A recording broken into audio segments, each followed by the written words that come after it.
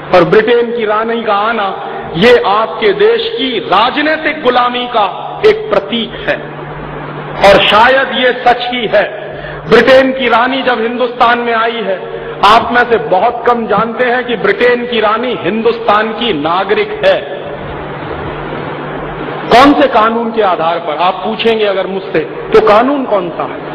1897 में इस देश में एक कानून बनाया गया था जिसका नाम है इंडियन सिटीजनशिप एक्ट।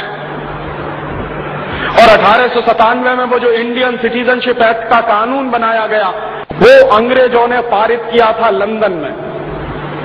और अंग्रेजों ने 1946 के इंडियन इंडिपेंडेंस एक्ट को पारित करने के बाद क्या किया था? उस कानून के पारित होने के बाद भारत और पाकिस्तान का बंटवारा किया था अंग्रेजों ने। बहुत कम लोग ये जानते हैं कि हिंदुस्तान और पाकिस्तान का बंटवारा अंग्रेजों ने किया था, बाकायदा कानून बनाकर। और उस कानून का नाम है इंडियन इंडिपेंडेंस एक्ट। और उस कानून की प्रस्तावना में, प्रियम्बुल में बहुत साफ साफ लिखा है कि इस कानून के लागू होने के बाद भारत और पाकिस्तान दो डोमिनियन स्टेट्स बनेंगे। डोमिनियन स्टेट्स का माने क्या होता है? एक बड़े राज्य के अधीन छोटा राज्य। डोमिनियन स्टेट्स का अगर शब्द अर्थ जानना चाहे तो चैम्बर्स की डिक्शनरी खोल लीजिए, ऑक्सफोर्ड वाली खोल लीजिए, दुनिया की किसी भी अंग्रेजी किताब की डिक्शनरी खोल लीजिए।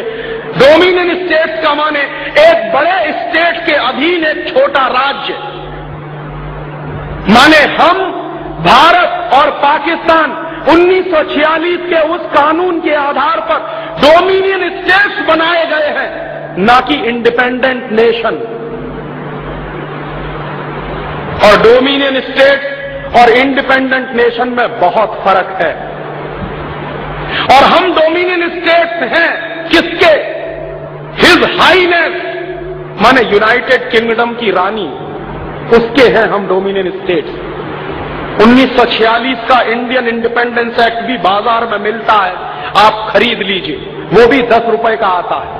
उस कानून को पूरा पढ़े या न पढ़े, उसका प्रियम्बुल पढ़ लीजिए, आपकी आंखें खुल जाएंगी कि क्यों ब्रिटेन की महारानी का नाम हिंदुस्तान के राष्ट्रपति के नाम के ऊपर है। इसका जवाब मिलता है 1946 के इंडियन इंडिपेंडेंस एक्ट के कानून। और अगर 1946 के इंडियन इंडिपेंडेंस एक्ट के कानून में हिंदुस्तान और पाकिस्तान दो डोमिनियन स्टेट्स बने हैं, तो हम इंडिपेंडेंट नेशन कहां हैं फिर? तब आजाद कहां हैं हम? और शायद आप में से बहुत कम लोग जानते हैं कि हिंदुस्तान की जो एंट्री है कॉमनवेल्थ कंट्रीज में, तो कॉमनवेल्थ में हमारी entry as a British dominion करके है, ना कि इंडियन रिपब्लिक के नाम से है। और ये इतना गंभीर प्रश्न है, ये गंभीर प्रश्न हिंदुस्तान की आजादी के समय उठाया जाना चाहिए था। और कुछ लोगों ने उठाया भी था, लेकिन उनकी बात को किनारे कर दिया गया, क्योंकि उस जमाने के जो बड़े नेता थे उनको सत्ता की और कुर्सी की वैसी ही भूख थी जैसी आज सीताराम केसरी को है। मैं आपसे बहुत विनम्र शब्दों में कह रहा हूं कि पंडित नेहरू के मन में जितना लालच था कुर्सी का और सत्ता का, वो उतना ही है जितना सीताराम केसरी के मन में है। कोई फर्क नहीं है। पंडित नेहरू 1 मिनट भी प्रधानमंत्री पद की कुर्सी मेरे हाथ से चली जाए इसके लिए तैयार नहीं थे। और इतिहास इस बात को अभी खोदेगा किसी दिन, तो जवाब मिलेगा कि हिंदुस्तान में सरदार पटेल के नाम पर कांग्रेस में जब वोट पड़ा था, कांग्रेस वर्किंग कमेटी की मीटिंग हुई थी, और कांग्रेस वर्किंग कमेटी की मीटिंग में यह फॉर्मूला निकाला गया था कि कांग्रेस के तमाम प्रदेशों के अध्यक्ष जिस नाम पर वोट डालेंगे वही आदमी हिंदुस्तान का पहला प्रधानमंत्री बनेगा। और इसका फॉर्मूला कैसे बनाया गया था कि जिस आदमी के नाम पर सबसे ज्यादा वोट पड़ेंगे वो कांग्रेस का प्रेसिडेंट बनेगा और कांग्रेस का प्रेसिडेंट ही हिंदुस्तान का प्राइम मिनिस्टर बनेगा। ये फॉर्मूला कांग्रेस वर्किंग कमेटी ने निकाला था और उस फॉर्मूले के आधार पर वोट डलवाए गए थे। और उस जमाने में कांग्रेस में 15 प्रदेश अध्यक्ष थे और 15 प्रदेश अध्यक्षों ने जब वोट डाला तो उनमें से 14 वोट सरदार पटेल के पक्ष में पड़े थे, 1 वोट पंडित नेहरू के पक्ष में पड़ा था सिर्फ। और जब पंडित नेहरू के पक्ष में 1 वोट पड़ा तो पंडित नेहरू हार गए और सरदार पटेल जीत गए। तो कांग्रेस वर्किंग कमेटी के फॉर्मूले के आधार पर सरदार पटेल को कांग्रेस का अध्यक्ष बनाना तय हुआ और सरदार पटेल जब अध्यक्ष बनेंगे तो वही हिंदुस्तान के प्रधानमंत्री बनेंगे, ये भी तय हुआ।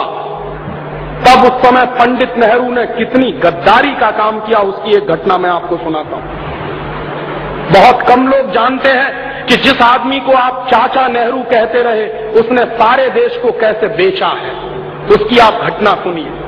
तो पंडित नेहरू के चरित्र में और सीताराम केसरी के चरित्र में आपको कोई फर्क नहीं समझ में आएगा। हुआ क्या, जब सरदार पटेल वोट जीत गए 14 वोटों से, मैसिव मेजॉरिटी से, तो तय हो गया कि अब तो कांग्रेस के प्रेसिडेंट सरदार पटेल बनेंगे और पंडित नेहरू हार गए, जमानत जब्त हो गई।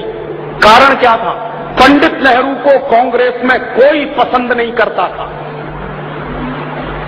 ये सबसे बड़ा सच है, कांग्रेस में कोई पंडित नेहरू को पसंद नहीं करता था। क्यों? उसका कारण था कि पंडित नेहरू चुरूट भी पीते थे, सिगरेट भी पीते थे और लेडी माउंटबेटन के साथ उनके जो संबंध थे उनके बारे में कांग्रेस का बच्चा बच्चा जानता था। नेहरू जैसा चरित्रहीन व्यक्ति इस देश में शायद ही कोई दूसरा होगा, ये मैं कह रहा हूं। और उस कन्विक्शन के आधार पर जो नेहरू के बारे में जानकारियां मुझे मिली, और आप अगर ये जानकारियां देखना चाहें तो मेरे पास ऐसे 4 फोटोग्राफ हैं जो पंडित नेहरू की धज्जियां उड़ा सकते हैं इस देश में।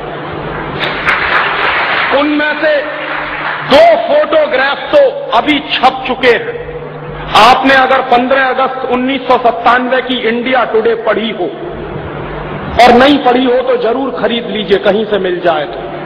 उस 15 अगस्त 1997 की इंडिया टुडे में पंडित नेहरू के 2 फोटोग्राफ छपे हैं और उन दोनों फोटोग्राफ को देखने के बाद किसी भी शर्मदार आदमी की आंखें शर्म से नीचे झुक जाएंगी। वो उस आदमी के वो दृश्य हैं उसमें। कोई भी शर्मसार सा आदमी ये मानने को तैयार नहीं होगा कि ये हिंदुस्तान का पहला प्रधानमंत्री था। इसलिए कांग्रेस में पंडित नेहरू को कोई पसंद नहीं करता था, लेकिन पंडित नेहरू को सबसे ज्यादा पसंद करते थे अंग्रेज और लॉर्ड माउंटबेटन। लॉर्ड माउंटबेटन को तो बाकायदा भेजा गया था पंडित नेहरू को फंसाने के लिए और पंडित नेहरू उसमें फंसे थे। तो लॉर्ड माउंटबेटन और अंग्रेज पंडित नेहरू को पसंद करते थे। क्यों?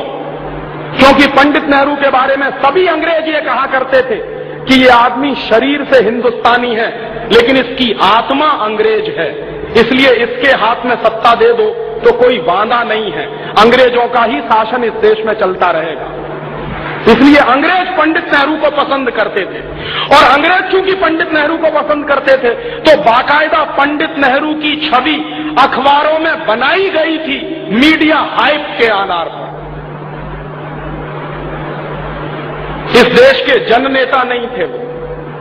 जननेता होते तो क्यों 14 वोट सरदार पटेल के पक्ष में पड़े और क्यों एक ही वोट पंडित नेहरू के पक्ष में पड़ा? और जब पंडित नेहरू ने समझ लिया और देख लिया कि अब दाल गलने वाली नहीं है, मैं चुनाव भी हार गया हूं, कांग्रेस वर्किंग कमेटी में मेरी मेजॉरिटी भी नहीं रही है, तो पंडित नेहरू गए गांधी जी के पास। और ये गांधी जी की जीवन की सबसे ब्लंडर मिस्टेक मैं मानता हूं जो हुई। क्या किया? पंडित नेहरू गए बापू के पास और बापू को उन्होंने सीधे सीधे कहा कि बापू, अगर मैं हिंदुस्तान का प्रधानमंत्री नहीं बना तो मैं कांग्रेस को तोड़ दूंगा और अगर कांग्रेस टूट जाएगी तो अंग्रेज हिंदुस्तान से नहीं जाएंगे, फिर उनको ये बहाना मिल जाएगा कि कौन सी कांग्रेस को हम सत्ता दें। जो कांग्रेस पंडित नेहरू वाली है उसको सत्ता दें, या जो पंडित नेहरू के बाहर की कांग्रेस है उसको सत्ता दें। तो बापू पंडित नेहरू की इस ब्लैकमेलिंग के शिकार हुए और बापू ने पर्सनल चिट्ठी लिखी। वो पर्सनल चिट्ठी गांधी जी के रिकॉर्ड्स में है, आप चाहें तो देख सकते हैं। गांधी वांग्मय के 100 अंक हैं जो भारत सरकार ने छापे, और गांधी वांग्मय के 100 अंकों के जो लास्ट फेज के अंक हैं उनके आधार पर एक किताब छपी है जिसका नाम है पूर्ण आहुति, और प्यारे लाल जी ने वो किताब लिखी है। प्यारे लाल जी गांधी जी के सेक्रेटरी हुआ करते थे, तो प्यारे लाल जी ने पूर्ण आहुति में वो चिट्ठी छापी है जो गांधी जी ने पटेल को लिखी थी। क्या चिट्ठी है कि सरदार पटेल, मैं जानता हूं कि तुम जीत गए, लेकिन नेहरू को प्रधानमंत्री बनाना है, इसलिए मैं चाहता हूं कि तुम वापस ले लो अपना नाम। सरदार पटेल ने बापू से सीधे मिलकर कहा कि बापू, ये आपकी अगर अंतरात्मा है तो मैं तो हमेशा आपका सेवक रहा हूं, आप कहते हो तो मैं अपना नाम वापस ले लेता हूं।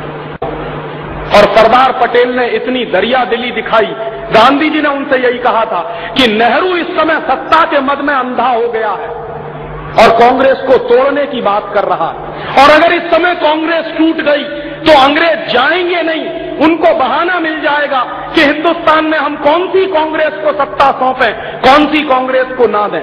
इसलिए अंग्रेजों को ये बहाना ना मिलने पाए, कांग्रेस ना टूटने पाए, तो मैं तुमसे अनुरोध कर रहा हूं कि तुम तुम्हारा नाम वापस ले लो। तब सरदार पटेल ने अपना नाम वापस लिया और इस तरह पंडित नेहरू हिंदुस्तान के प्रधानमंत्री बने। किस तरह की चालबाजी से हिंदुस्तान का पहला प्रधानमंत्री अपने पद तक पहुंचा, आप सोचिए जरा। इससे कम चालबाजियां आज चलती हैं क्या कांग्रेस में? ऐसी ही चालबाजियां तो आज चलती हैं कांग्रेस। ये कांग्रेस का चरित्र है, चालबाजियां करने का कांग्रेस का चरित्र है, और उसी चरित्र में से ये पार्टी निकली है। और इसलिए इस पार्टी को अपने सत्यानाश और दुर्दिन देखने पड़ रहे हैं हिंदुस्तान में। ये वही पार्टी है जो 1885 में बनी थी, और इस पार्टी के बनने का इतिहास भी गजब का है। आप में से बहुत कम लोग जानते हैं